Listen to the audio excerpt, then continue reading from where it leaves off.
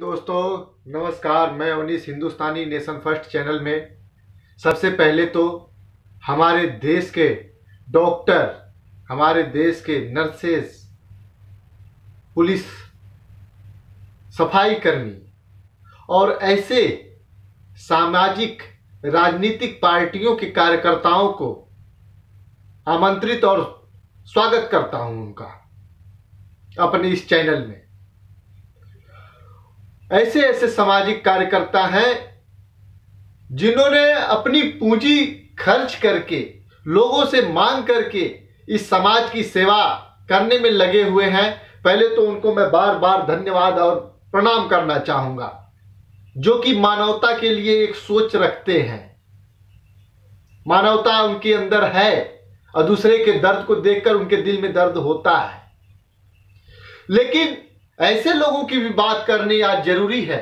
आज एक शादी देखने को मिली, कर्नाटका में हुई, जो पूर्व प्रधानमंत्री और पूर्व मुख्यमंत्री के बेटे और पोते लगते हैं।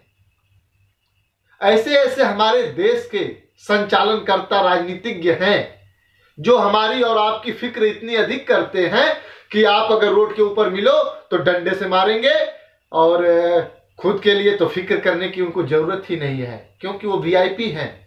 आपके खर्चे पर उनका इलाज हो जाएगा, आपके ही खर्चे पर रोज वो उड़ते हैं। आज भी इतनी सारी सुविधाएं इन लोगों को दी गई हैं कि हमारे देश का एक चपरासी जिंदगी भर गिलास का पानी पिलाता रह जाता है और मर जाता है। उतनी सुविधाएं उसके नसीब में नहीं है, क्योंकि उस पर शासन करने के लिए ऐसे लोग हैं, इसलिए इनको ज्यादा देने की जरूरत है।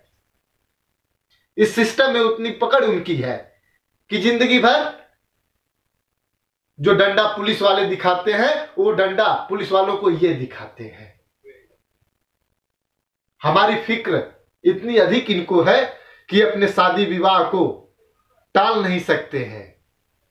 अगर टाल देंगे तो शायद जिस ईयर में इन्होंने सोचा होगा कि हमारा जो आने वाला लड़का है वो शासन करेगा आपके ऊपर, हो सकता है वो डेट इधर उधर हो जाए।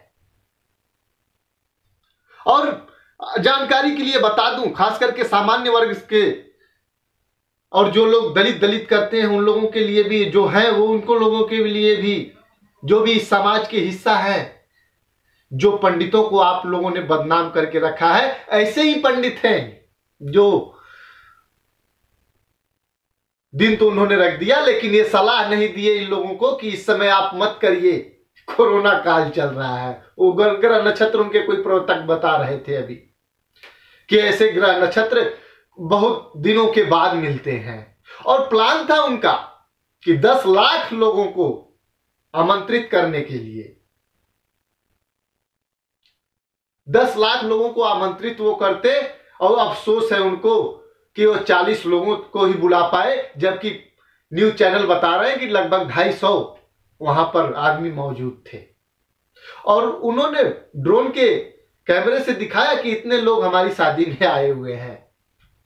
वेरी गुड, बहुत अच्छे। और जिस चीज का आपको अफसोस है, मैं आपको तरीका बता देता हूं। 10 लाख लोगों को आप नहीं बुला पाए, इस चीज का आपको अफसोस है, लेकिन कुछ आप भी प्रयास में लग जाइए अब से। और देखिए, आपके अगर कुछ लिंक मिल जाए तो हमारे देश में अभी एक नई संस्था निकली है, जमात करके कुछ है, उनसे संपर्क करिए, आपके टारगेट को वो पूरा कर देंगे। और जिसका आपको अफसोस है कि 10 लाख नहीं हो पाए बाराती, आशीर्वाद आपका जरूर उनके तक पहुंच जाएगा। अब से भी न्योता बंटवाना शुरू कर दीजिए कि आप नहीं आ पाए, कम से कम हमारे न्योता और आशीर्वाद को आप एक साथ लीजिए। और उस काम के लिए आपने वो फाउंड अप कर दिया है। हो सकता है वो अग्नि जली हो, 7 फेरे लिए हो, लेकिन देश में आप अग्नि लगाने के लिए वो अपनी अग्नि को प्रज्वलित आपने किया है, अपने घर संसार को बसाने के लिए नहीं किया है। और ऐसे नेताओं को हमने आपने भेजा है, कोई दूसरा नहीं लाया है। अमेरिका वालों ने, पाकिस्तान वालों ने चुनकर नहीं भेजा है। चाइना तो जिसको चाहेगा वो चुनने में लग गया है, किसको किसको चुन के लेना है उसको मालूम है। ऐसे लोगों को हमने आपने चुना है और अभी भी चुनने में लगे हुए हैं। ऐसे ही लोग कल आपका बचाव करेंगे। अभी भी लगे हुए हैं। इन लोगों को काफी परहेज है, ऐसे नेताओं को, ऐसी विचारधाराओं को, कि नहीं देश के अंदर CAA नहीं होना चाहिए, NRC नहीं होना चाहिए, वरना ये भाई भाई कहां जाएंगे। जो अभी अपने कर्मों को करने में लगे हुए हैं, अब पूरी श्रद्धा के साथ लगे हुए हैं। अफसोस है हम अब भी नहीं जगने के लिए तैयार हैं। ऐसे लोगों के कागज अगर सरकार बना रही है, मांग रही है, आपको लगता है इतने लोगों का अगर डाटा रहता तो इतनी परेशानियां नहीं आज होती और आसानी से पहुंचता। जो भी सामान इस आपदा काल में जरूरी आपको है। आपके परिवार में कितने सदस्य हैं, किसको क्या रोग है, सब एक डाटा, जो आज देश मर रहे हैं सबसे ज्यादा उनके पास है, फिर भी वो मर रहे हैं।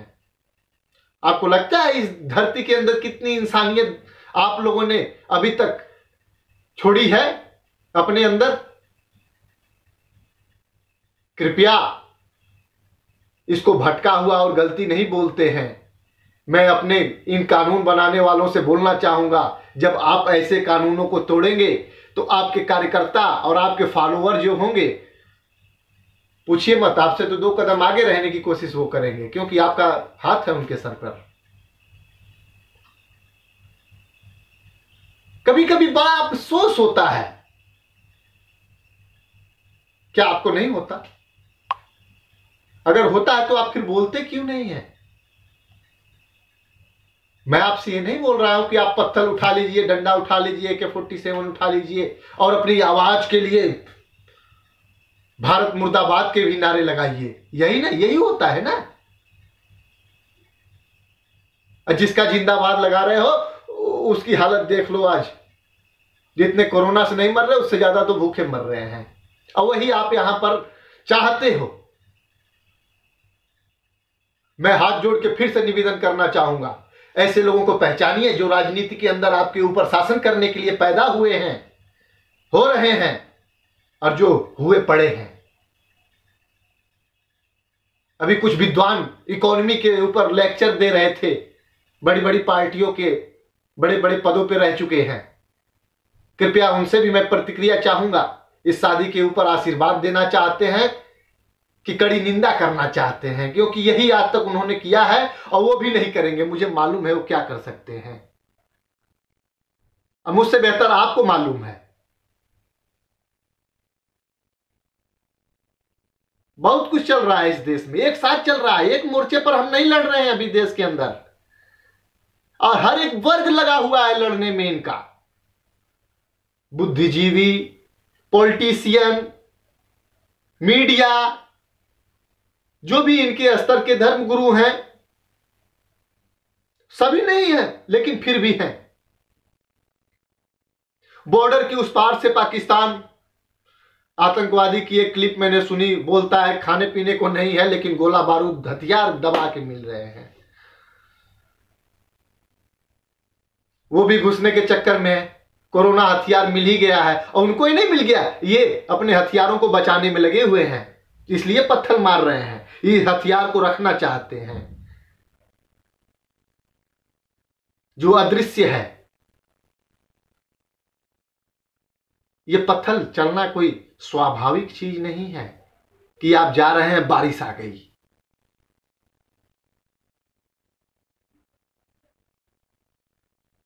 आप जा रहे हैं पत्थर गिरने लगे। ये पत्थरों को सुनियोजित तरीके से प्लान किया जा रहा है, और मैं बस इतना कहना चाहता हूं, आप कुछ भी बनिए, पहले इंसान बन जाइए, और नहीं बनोगे तो बना दिए जाओगे। क्योंकि अब ये वक्त नहीं है कि आपका वोट मांगा जाएगा। पैसा देकर वोट खरीदने वाली पार्टियां अब नहीं हैं। नोटें बंद करके वोट लेने वाली पार्टियां अब आ गई हैं। कोई तो वजह है।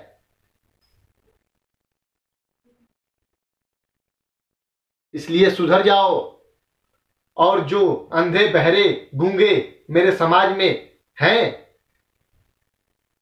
उनसे मैं बोलना चाहूंगा कि गांधी जी के बंदरों की परिभाषा आप बदलिए। आप लोग अगर एक स्वतंत्र भविष्य चाहते हैं तो आज स्वतंत्र सोच के साथ एक साथ सोचने की जरूरत है और उस स्वतंत्र सोच के अंदर कोई बाधा, कोई तनाव, कोई दबाव, कोई चिंता नहीं होनी चाहिए इस चिंतन के अंदर।